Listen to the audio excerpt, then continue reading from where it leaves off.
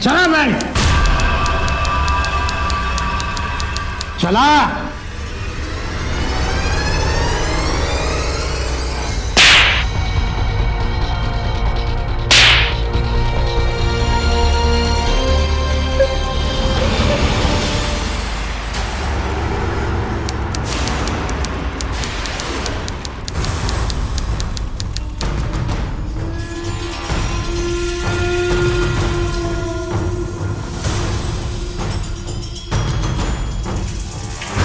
सुनती काहे नहीं हो तुम?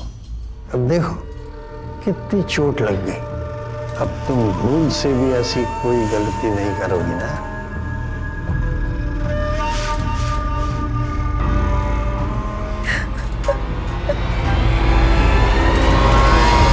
एक औरत की उसके अपने घर में ही पिटाई हो रही थी और जो आदमी उसे हमदर्दी दिखा रहा था वो उसका पति था। अपने ही घर में वो बेबस और लाचार थी। नमस्कार, सावधान यूपी फाइट बैक नाउ में मैं सिद्धार्थ शुक्ला आपका स्वागत करता हूं। महिलाओं पर इस तरह का जुल्म करना यह अपने घर की बात नहीं बल्कि एक घरेलू हिंसा है और कानूनन एक संगीन अपराध।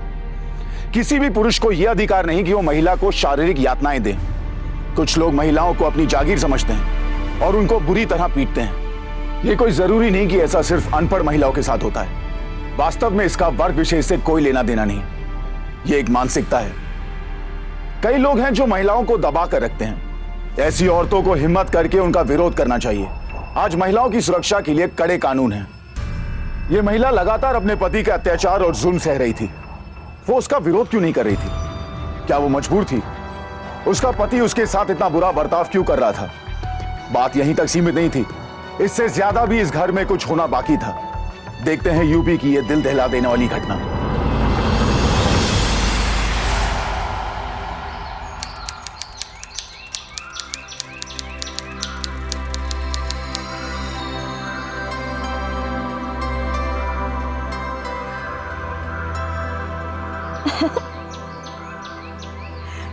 काश हम परिंदा होते तो इस खुले आसमान में उड़ते रहते।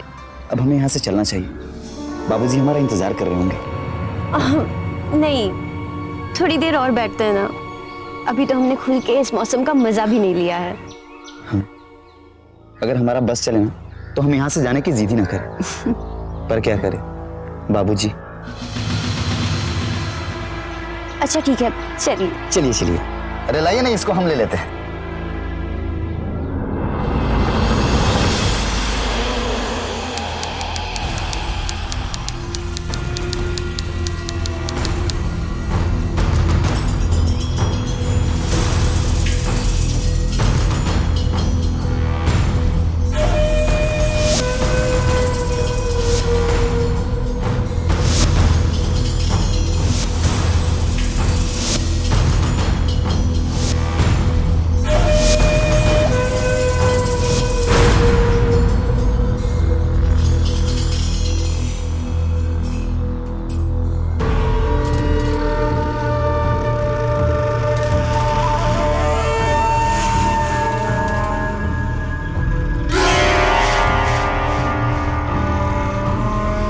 चलो तुम भी चलो हमारे साथ।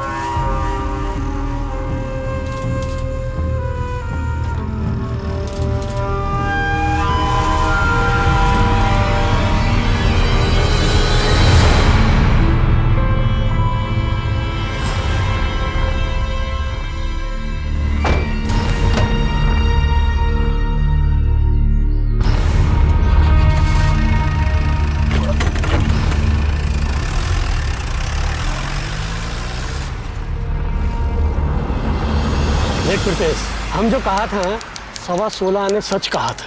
ये हमारे जमीन है ना, अरे हीरा है हमारी जमीन, हीरा। और दर्जनों ग्राहक है हमारे पास इसके। कहो तो फोन करके बुला ले भैया, आज ही डील पक्की कर देंगे। है?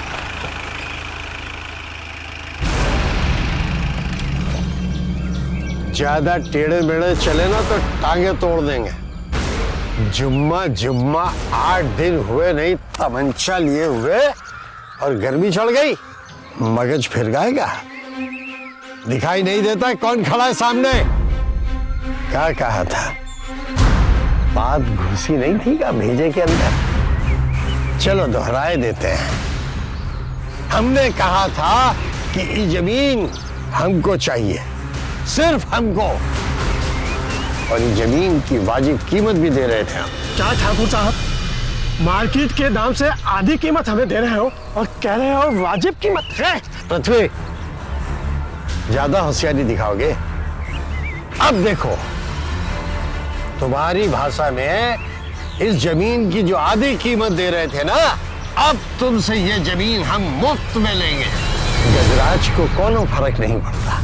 ये जमीन लेने के लिए तुम्हारे दस्तखत लेना पड़े या अंगूठा, क्योंकि दस्तखत तो जिंदा आदमी करता है, लेकिन अंगूठा तो मुर्दे का भी काम आता है। ये जमीन तो हम ले ही लिए समझो, लेकिन तुम्हारे दस्तखत तुम्हारी जिंदगी बचा सकते हैं। जस, दस्तखत करो। दो भैया। ये लो।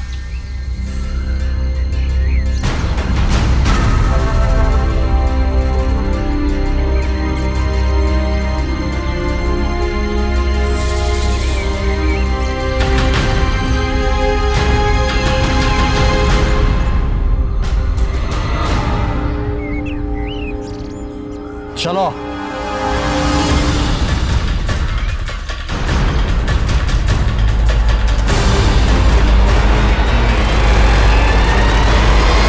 ठाकुर, जितने अत्याचार तुझे करने थे कर लिए। अब तू देख हम क्या करते हैं तेरे साथ। बहुत जोर से भूख लग रहा है भाई। बबीता कहाँ है? अरे बबीता रानी, अल्लाह, तुम काहे ये सब कर रही हो? हाँ, नौकर चाकर हैं तो सही, सब ये करेंगे सब। ले दीजिए हम। हाँ? अब तुम यहाँ बैठो हमारे पास।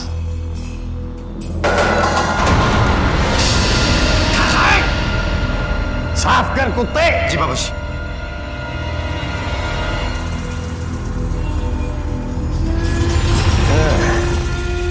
शाबाश। वैसे एक बात है, गुरदेश जैसा सेवक और गुलाम कहीं ढूंढने से भी नहीं मिलेगा। पायला घुमाओ। हाँ, जीते रहो। अरे क्या बात है, हम तुमको कोनो संस्कार वगैरह सिखाए कि नहीं? पिता के पैर छुए, माँ के नहीं? उनका आशीर्वाद नहीं लोगे? माँ है तुम्हारी, पैर छुओ, आशीर्वाद लो, पैर छुओ।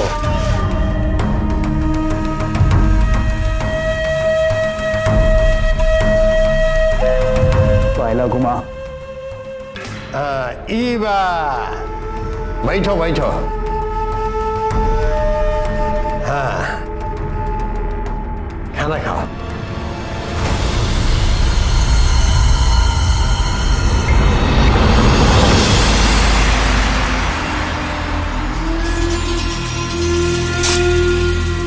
धत तेरे की, जब भी हम तुमको देखकर रोमांटिक होने की कोशिश करते हैं तो तुम हमसे डरने काहे लगते हो यार? काहे बनने लगते हैं तुम्हारे सुंदर से चेहरे पर बारा? अरे हम कोई पराए हैं का? अरे पति हैं तुम्हारे। तो हमारे छूने से बिजली का करंट लगता है क्या तुम्हें? 1 महीने से ऊपर हो गया तुमको ब्याह कर लाए हुए, और तुम आज भी पहली रात की दुल्हन की तरह ऐसे डरती हो जैसे हम तुम्हें खा जाएंगे। काहे?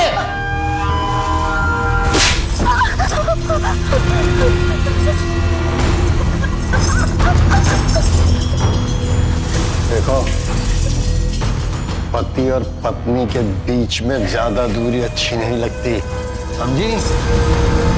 ये देखो, कहाँ है? देखो देखो, अरे देखो,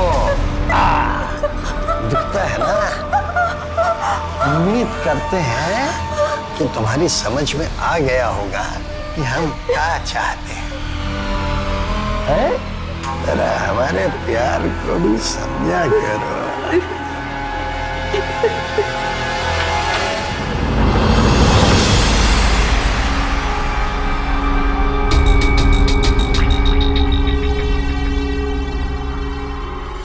जी पृथ्वी जी। बाबूजी ने 2 लाख रुपए देने को कहा। हाँ, अभी लाए।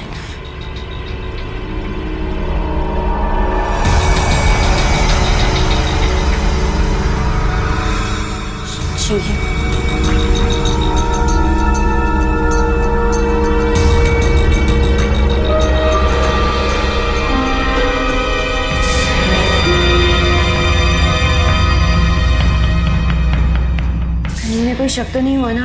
ना, पृथ्वी ने कुछ नहीं देखा, आप चिंता नहीं कीजिए। चलिए। यस। पृथ्वी भाई कमाल हो गया। जिस बाप को घर में बहू लेके आना चाहिए था वो बीवी लेके आ रहा है, और वो भी सुंदर, जवान, सुशील, खूबसूरत। बहुत ज्यादा नहीं बोल रहे हो का? अपने माँ बाप का मजाक हम बर्दाश्त नहीं करेंगे। साले वो बाप है हमारा बाप, इज्जत करते हैं हम उसकी।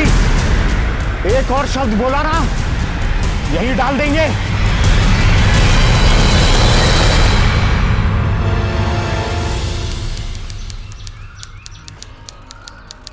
बाबूजी।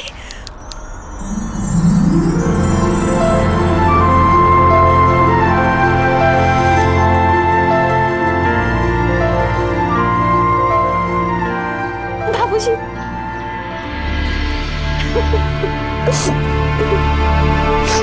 कैसा बेटा? मैं ठीक हूँ बाबा, आखिर आप आ ही गए। हाँ बेटा। हमें यहाँ से अपने साथ ले ससुर जी कब आए? प्रणाम। प्रणाम।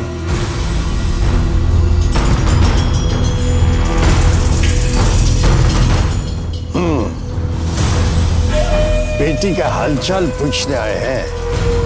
कैसी है, खुश है कि नहीं? वही बताओ, खुश हो ना बबीता रानी? बोलो।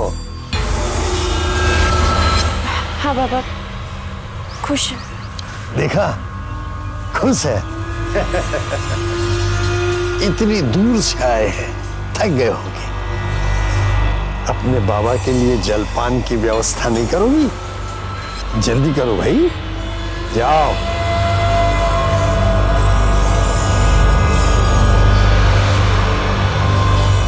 क्या लेने आए हो यहाँ? कुछ नहीं सरकार, बस 1 महीने से ज्यादा हो गया था बिटिया के देखे हुए, बस देखने आ गए वो कैसी है। हिम्मत कैसे हुई तुम्हारी ये सोचने की कि वो यहाँ खुश नहीं है? ये गजराज की हवेली है और वो हमारी पत्नी। इतनी बड़ी हवेली में आई है तुम्हारी बेटी। दुनिया भर के नौकर चाकर, सारी सुख सुविधा मौजूद है यहाँ। वो हर चीज यहाँ मौजूद है जो तुम्हारी 7 पुश्तों ने भी नहीं देखी होगी। ससुरी आदि जायदाद नाम कर दी है उसके, और तुम ये सोचते हो कि बबीता यहाँ खुश नहीं होगी? आप गलत सोच रहे हैं सरकार।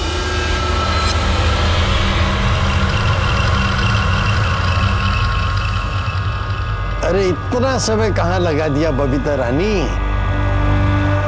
देखिए ये जाने की जिद कर रहे हैं। जाना है ना आपको? हाँ। रामू, जलपान वापस ले जाओ। ससुर जी पुराने ख्यालात के, बेटी के घर का पानी भी नहीं पीते। ये लाई थी बिटिया के लिए मिठाई। अरे रहने दो ससुर जी, आप ले जाओ, काम आएगा। यहाँ तो भगवान का दिया सब कुछ। अच्छा, प्रणाम।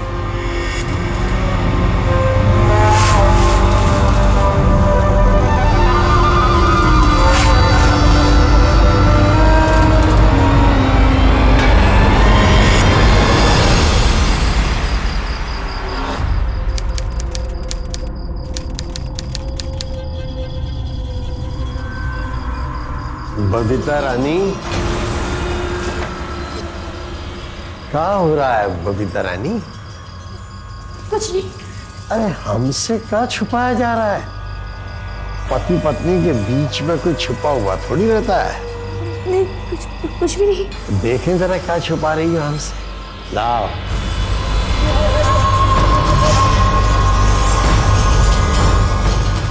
हाँ, मैं क्या चिट्ठी लिखी जा रही है। हम भी पढ़ लें क्या लिखा है। बाबा, ये घर नहीं नरक है।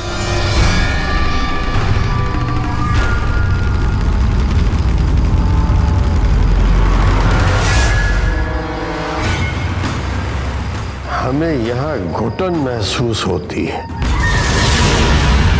हम यहाँ एक पल भी नहीं रह सकते। हमें आकर ले जाइए।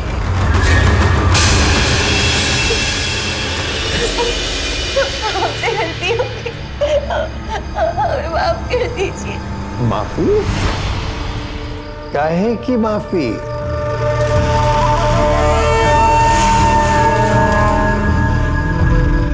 अभी तक रुको तो सही। अभी हम दिखाते हैं तुम्हें नरक क्या होता है। जाओ सलमानी को खोलो। जाओ।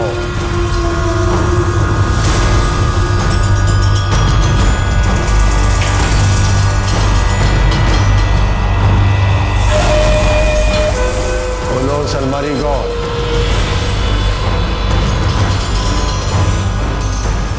वो बेल्ट निकालो, वो दाएं वाला। हाँ, ले आओ।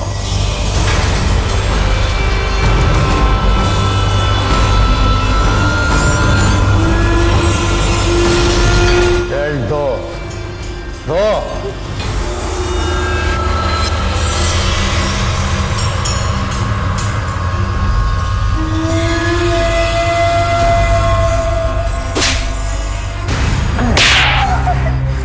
अरे कोई है?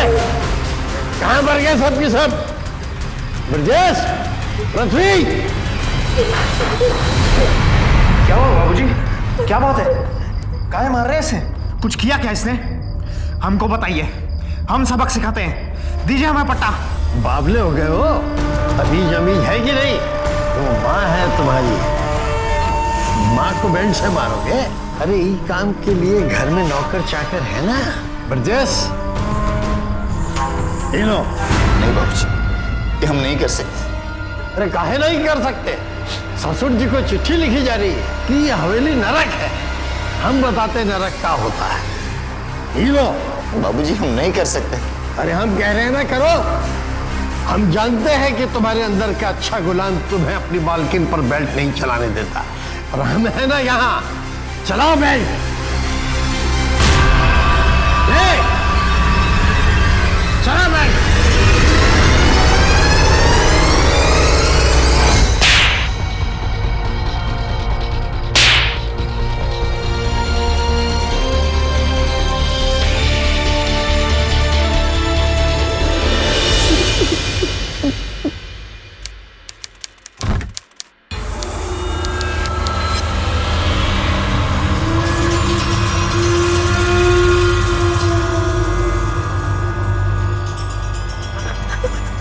सुनती काहे नहीं हो तुम?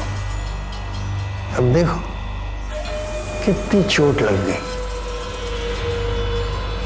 अब तुम भूल से भी ऐसी कोई गलती नहीं करोगी ना?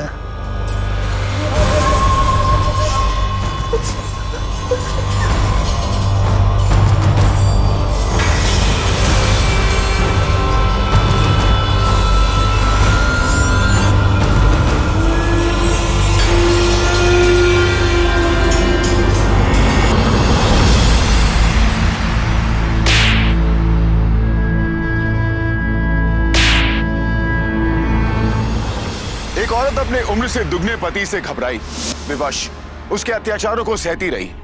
गजराज का बेटा अपनी सौतेली मां की उम्र का था। दोस्तों में वो हंसी का पात्र बन गया था। अपने मालिक का वफादार नौकर ब्रिजेश और उसकी मालकिन के बीच में एक अलग ही रिश्ता था। गजराज के कहने पर मजबूर होकर ब्रिजेश ने बबीता पर हाथ उठाया, जिसके लिए वो अपने आप को बबीता का अपराधी मान रहा था। दिन ब दिन घर के तनाव की स्थिति बढ़ती जा रही थी। आखिर सवाल यह था कि बबीता ऐसे हालात को कब तक झेलती रहेगी।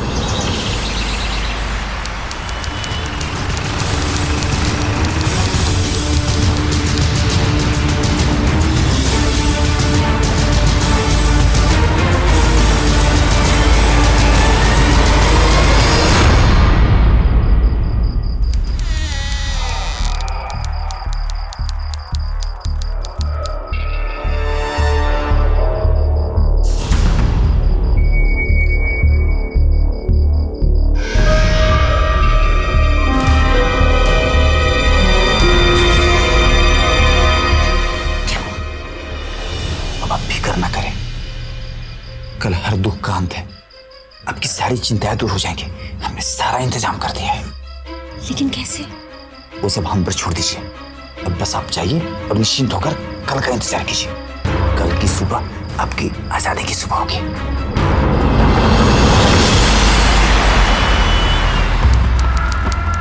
ये लो, और चिंता ना करो, और पैसा देंगे हम तुम्हें, लेकिन काम होने के बाद।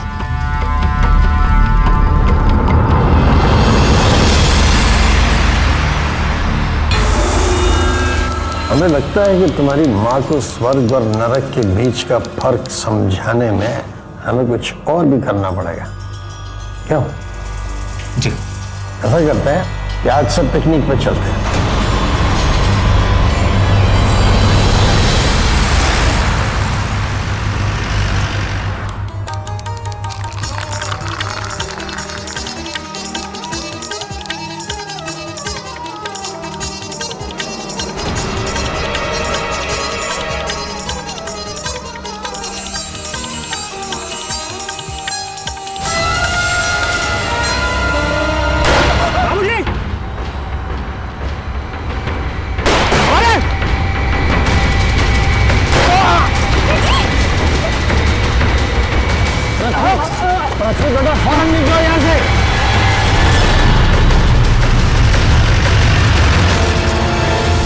ये जरूर मिथिलेश और प्रीतेश का काम है, जिन्होंने हम पर गोली चलवाई। ढूंढ डालो, खोद डालो सारे इलाके को। बाबूजी, हम बहुत जल्द उन दोनों को जान से मार देंगे। तो आप देखिएगा, उन दोनों की छाती में गोली दागेंगे। नहीं पृथ्वी, हम उन्हें इतनी आसान मौत नहीं देंगे। तुम सिर्फ उन्हें हमारे सामने हाजिर करो, और उनका क्या करना है ये हम तय करेंगे। बाबूजी, हमें पुलिस में खबर करनी चाहिए। चुप साले, पुलिस क्या करेगी?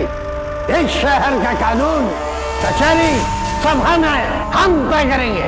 तुम सिर्फ उसको हमारे सामने हाजिर करो। जाओ और उसे ढूंढ कर लेकर आओ, जाओ।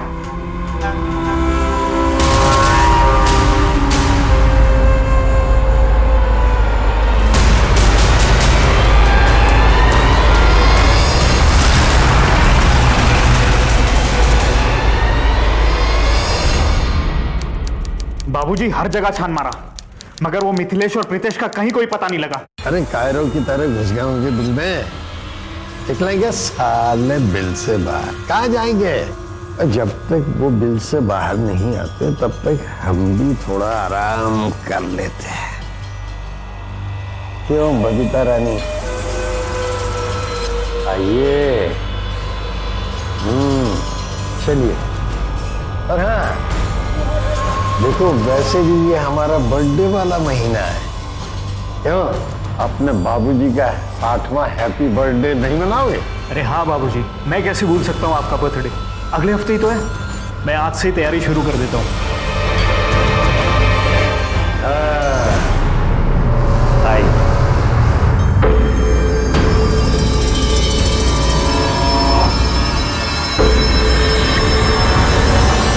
अरे बबीता जी, आपको यहाँ नहीं आना चाहिए था।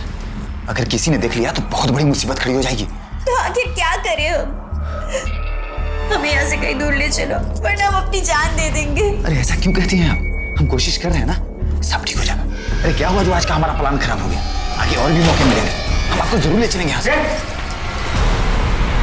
क्या कर रहे हो तुम दोनों? हाँ, छोटे मालिक, आपने जो देखा वैसा कुछ भी नहीं है। तो कैसा है? हाँ, बताओ हमको। घर के नौकर के साथ अकेले में हाथ थामे हुए क्या कर रही हो तुम? नहीं पृथ्वी जी, पहले तो हमें सिर्फ शक था, अब तो पूरा यकीन हो गया है। साले जिस थाली में खाता है उसी में छेद करता है। हाँ? चल चल पृथ्वी जी, हमको गलत क्या समझ रहे हैं? बहुत दिनों से देख रहा हूँ मैं। चल, अरे क्या समझूं? रंजा तो पकड़ा है। चल। पृथ्वी जी, मेरी बात सुनिए, ऐसा नहीं हुआ है। साले आस्तीन के साथ नमक हराम, घर की मालकिन पे डोरे डाल रहा था तू। बाबूजी आज मार डालेगी इसे।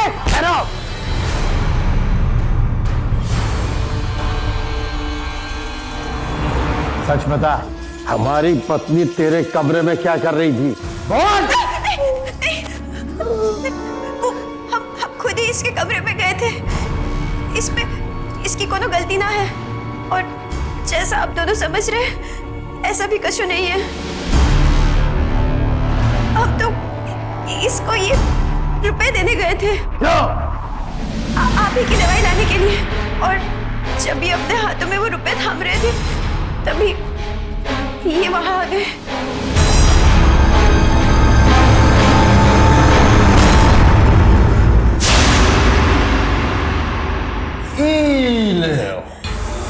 अरे पृथ्वी समझ ही नहीं पाए लेकिन हम समझ गए। हाँ, ये हमको धोखा दे ही नहीं सका था। अरे हमारी दवाई का मामला था और तुम नाहक अपनी मां पे शक कर बैठे।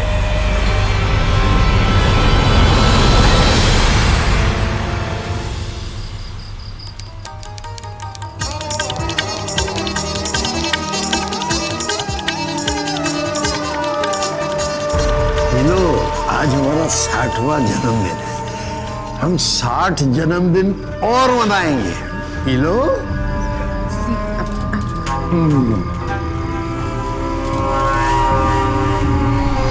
ठाकुर साहब नमस्कार। जन्मदिन मुबारक हो। धन्यवाद धन्यवाद। तुम दोनों की हिम्मत भी कैसे हुई यहाँ पे आने की? अरे पृथ्वी, इन्हें हमने बुलाया। बाबूजी ये जानते हुए भी कि इन्होंने, अरे ये डर गए थे हमसे। हाँ, हो गई गलती इनसे, माफी मांग ली इन्होंने, माफ कर दिया हमने इनको। वैसे भी आज ये हमारे मेहमान हैं। बलराम, एंजॉय।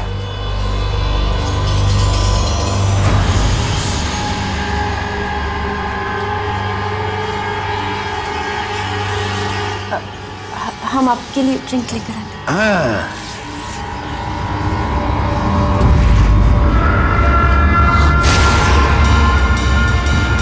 अरे मालकिन, आप काहे काम कर रहे हैं? हम है ना, हम लेके जाते हैं ड्रिंक बनाकर। जी नहीं, हम बना कर लेकर जाएंगे।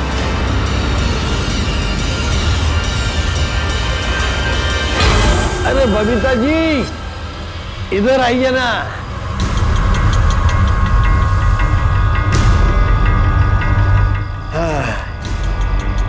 लो मुझे दो, मैं बाबूजी के लिए ले जाऊं। हमारे ड्रिंक नया बाबूजी, ये लीजिए। नहीं,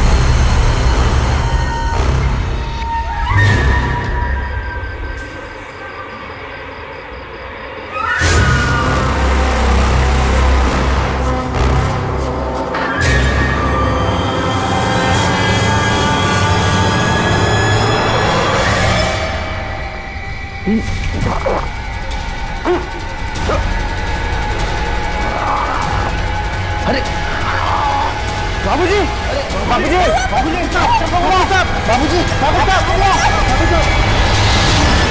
बाबूजी।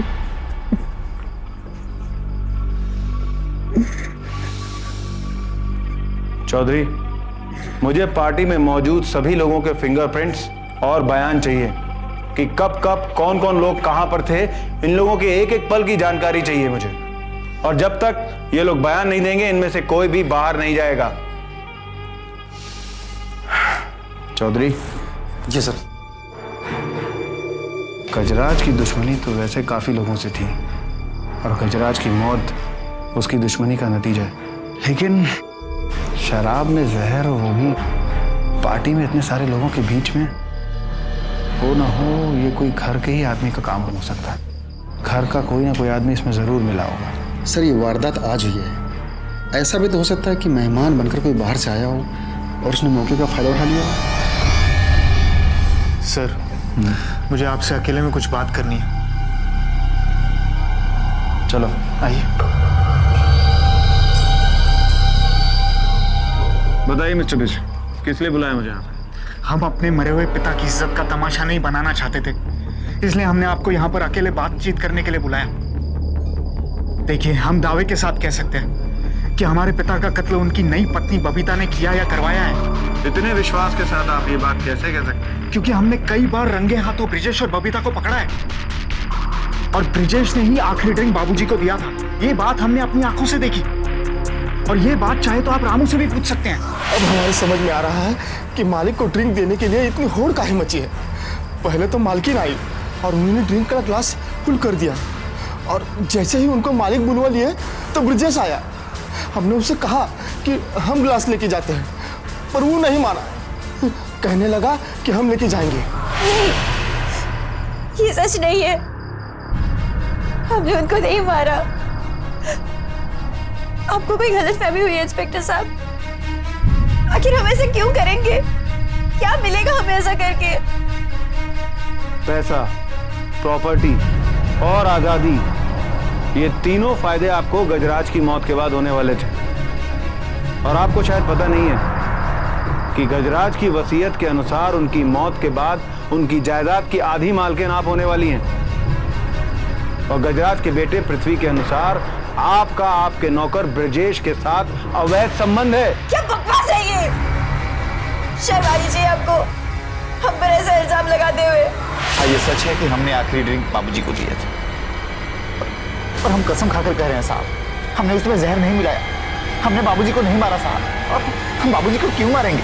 अपने नाजायज प्यार के लिए, अपनी मालकिन बबीता को पाने के लिए। ये सरासर झूठ है साहब, और आप लोगों की सोच भी गलत है। अरे हम तो बबीता जी को अपनी छोटी बहन के समान मानते हैं। गजराज के बेटे पृथ्वी ने हमें बताया था कि गजराज को ड्रिंक देने से पहले तुम्हारे और ब्रजेश के बीच कुछ कानाफूसी हुई थी। क्या था वो सब? हुई थी साहब। आज भी जश्न के माहौल का फायदा उठाकर हम हवेली से भागने वाले थे, ब्रिजेश की मदद से। बस इसी बारे में हम उनसे बात कर रहे थे। हमें कुछ भी नहीं चाहिए, ना ये दौलत, ना ये जायदाद, ना ये हवेली। हमें तो बस आजादी चाहिए थी। अभिशाप बनी इस शादी से जो हम पर जबरदस्ती थोप दी गई थी। और ब्रिजेश, उसने तो एक जिम्मेदार भाई की तरह हमारी मदद की है ताकि हम इस दलदल से निकल सके। गजराज की दबंगाई और अहंकार ने कई लोगों को उसका दुश्मन बना दिया था।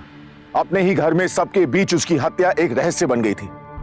गजराज की डेड बॉडी से यह अंदाजा तो हो चुका था कि उसकी हत्या जहर देकर की गई थी। तो क्या गजराज को बबीता और ब्रिजेश ने मारा था, या फिर मिथिलेश और प्रीतेश जो इस पार्टी में मेहमान बनकर आए थे? उन दोनों की आंखों और चेहरे से यह पता चल रहा था कि उनके इरादे अच्छे नहीं थे। सब शक की गुत्थी में उलझे थे कि किसने गजराज को जहर देकर उसकी हत्या की है। क्या यह मौत दुश्मनी का अंजाम थी? गजराज की मौत से किसको फायदा था? यह कत्ल किसी और ने किया था, या इसके पीछे घर के किसी सदस्य का हाथ था?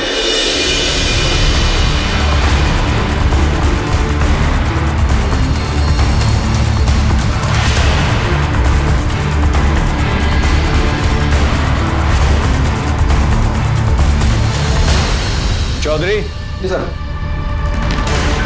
पूरी हवेली की अच्छी तरह से तलाशी लो। जी हवलदार।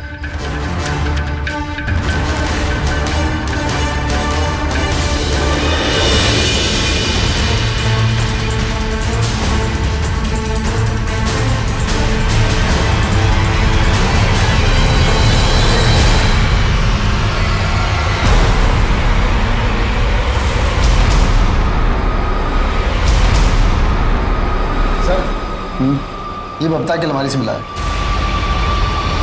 जहर की शीशी? सर, मेरी अलमारी से जहर की शीशी?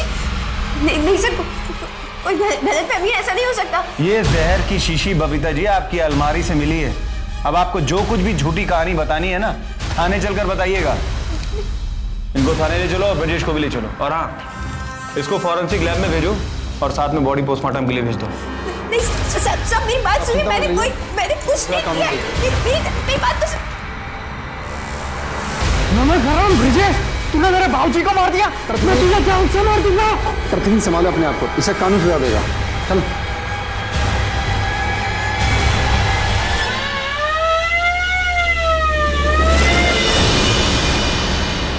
तुम्हारी अलमारी से जहर की शीशी बरामद है और उसके बाद भी तुम ये कहना चाहती हो कि तुम्हारा इस हत्या में कोई हाथ नहीं है। एक बार फॉरेंसिक रिपोर्ट आ जाए उसके बाद सब दूध का दूध और पानी का पानी हो जाएगा। तुम लोगों के पास अभी भी वक्त है, अपना जुर्म कबूल कर लो, वरना अगर एक बार अदालत चले गए ना तो फिर कोई रियायत नहीं होगी तुम लोगों के साथ। चाहे आप हमें जिस भी अदालत में ले जाए, हम यही कहेंगे कि हम निर्दोष हैं।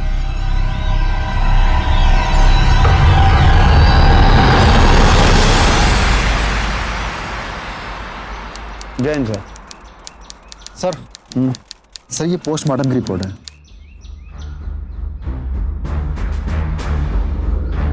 चौधरी जी। गजराज की बॉडी में जो जहर पाया गया वो जहर की शीशी हमें बबीता की अलमारी से मिली। हालांकि पार्टी में बहुत सारे गेस्ट मौजूद थे, लेकिन फॉरेंसिक रिपोर्ट यानी फिंगरप्रिंट रिपोर्ट के मुताबिक जहर की शीशी में उंगलियों के निशान रामू के थे। सर अगर ऐसा है तो बबीता और ब्रजेश ने तो रामू का नाम ही नहीं लिया, और वो दोनों उसे क्यों बचा रहे हैं? हो सकता है उन दोनों को इसके बारे में भनक ही ना, क्योंकि हवेली में मौजूद हर शख्स की मैंने पूछताछ की तो मुझे पता चला कि कुछ दिन पहले रामू को मार्केट में मिथिलेश और प्रीतेश के साथ देखा गया।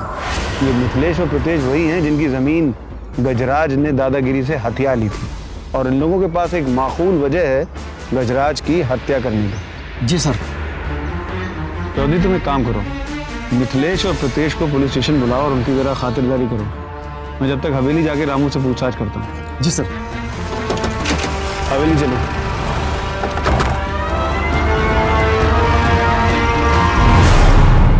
आइए इंस्पेक्टर, वो बबीता और ब्रिजेश को छोड़िएगा नहीं। मेरे पिता का कत्ल किया उन्होंने।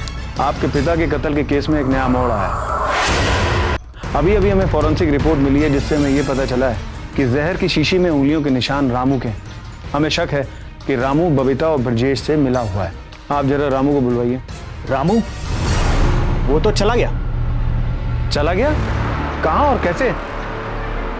पता नहीं, किसी को बताकर नहीं गया। ठीक है, जैसे ही आपको रामू का पता चले आप हमें तुरंत इन्फॉर्म कीजिए। जी। मैं चलता हूँ।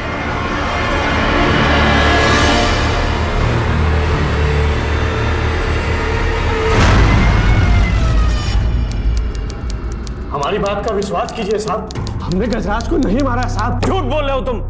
अभी कुछ दिन पहले रामू के साथ तुम दोनों मार्केट में देखे गए। उसके बाद तुम लोगों ने एक बड़ी रकम अपने अकाउंट से निकाली जो तुम लोगों ने रामू को दी, और रामू ने उस रकम के एवज में गजराज की ड्रिंक में जहर मिलाकर उसे मार दिया। ये सच है कि हम रामू से मिले थे और रामू ने हमारा बात नहीं माना सर, और ये भी सच है कि हमने गजराज को मारने का कोशिश किया था। ये लो, और चिंता ना करो, और पैसा देंगे हम तुम्हें, लेकिन काम होने के बाद। इससे पहले कि हमारा आदमी गजराज को मार दे कि गजराज को किसी ने पार्टी में मार दिया। तो इस तरह से तुम लोग अपना जुर्म कबूल नहीं करोगे। चौधरी ले जाओ इन्हें। हमने नहीं मारा।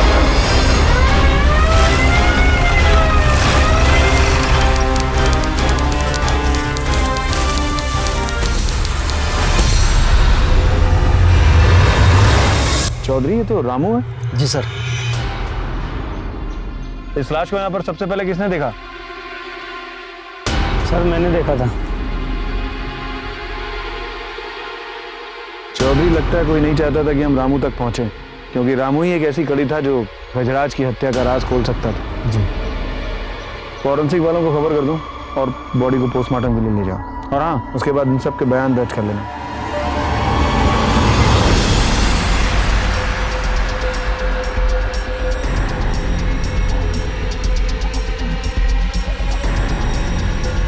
सर ये देखिए, तो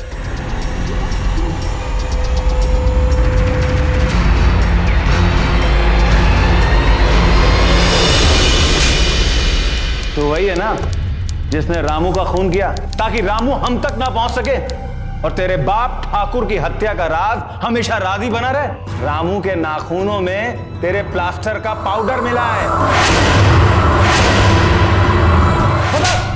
अब भी झूठ बोलेगा? बता सच क्या है? हाँ, हमने मारा बाबूजी को। और करते भी क्या? हाँ, वसीयत बना डाली थी बुढ़ाऊ ने कि उनकी मौत के बाद आधी जायदाद की मालकिन वो बबीता होगी, और हम रास्ते पर खड़ा रहकर झुंझुना बजाते नहीं। इसलिए हमने भी फैसला कर लिया कि हम इस बुढ़ाऊ को रास्ते से हटा देंगे। इसलिए हमने एक शूटर को पैसे दिए ताकि वो बाबूजी को रास्ते से हटा दे। मौका अच्छा है, इस बार निशाना चूके नहीं। नदी किनारे 1 घंटे बाद। पर उस दिन हमारे भाड़े के शूटर का निशाना चूक गया। फिर हमने सोचा हम खुद अपने हाथों से उस बुढ़ऊ को मारेंगे जहर से, और इल्जाम लगा देंगे बबीता पर। एक ही बार में दोनों हमारे रास्ते से हट जाएंगे। रामू ने शराब में जहर मिला दिया था, तभी ब्रिजेश वहां पर पहुंच गया और बुढ़ऊ को ड्रिंक देने की जिद करने लगा। रामू ने ग्लास ब्रिजेश को दिया और जहर की शीशी जाकर बबीता के अलमारी में रख दी। जब हम तफ्तीश के लिए तुम्हारे घर गए थे और रामू के बारे में पूछा था, तब रामू कहाँ था? मैंने झूठ बोला था आपसे। उस दिन वो हवेली में ही था। आपके जाने के बाद। तुम फिक्र काहे करते हो रामू? हम हैं ना, हम तुम्हें इतने पैसे देंगे कि तुम यहां से हमेशा हमेशा के लिए दूर चले जाना, इन पुलिस वालों से बहुत दूर।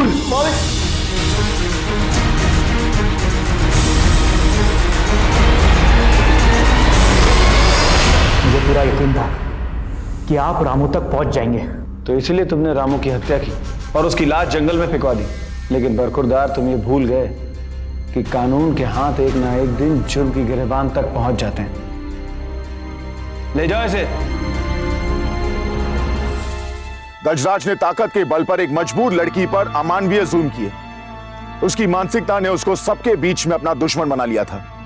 बबीता ही नहीं, उसने हर किसी की मजबूरी, कमजोरी और गरीबी का नाजायज फायदा उठाया। लेकिन उसके अपने ही बेटे ने दौलत के लालच में गजराज की हत्या की। पृथ्वी नहीं चाहता था कि उसके दौलत में उसकी सौतेली मां हिस्सेदार हो। पृथ्वी को अपने ही पिता गजराज और नौकर रामू की हत्या के जुर्म में आईपीसी सेक्शन 302 के तहत उम्र कैद की सजा हुई। मिथिलेश और प्रीतेश को गजराज के कत्ल की साजिश रचने के जुर्म में सेक्शन 120 बी के तहत 4 साल की सजा हुई। अपराध के रास्ते से किसी को कुछ हासिल नहीं होता। इस घटना में गजराज और उसके नौकर रामू को बेवक्त मौत मिली और पृथ्वी को उम्र कैद। एक अपराध दूसरे अपराध को जन्म देता है। अब वक्त आ गया है कि हम यूपी वासी ऐसे अपराधियों को उनकी असली अंजाम तक पहुंचाएं, क्योंकि अभी नहीं तो कभी नहीं। फिर होगी मुलाकात यूपी में जुर्म को मुंह तोड़ जवाब देते हुए एक और सच्ची घटना के साथ। तब तक सावधान यूपी, फाइट बैक नाउ।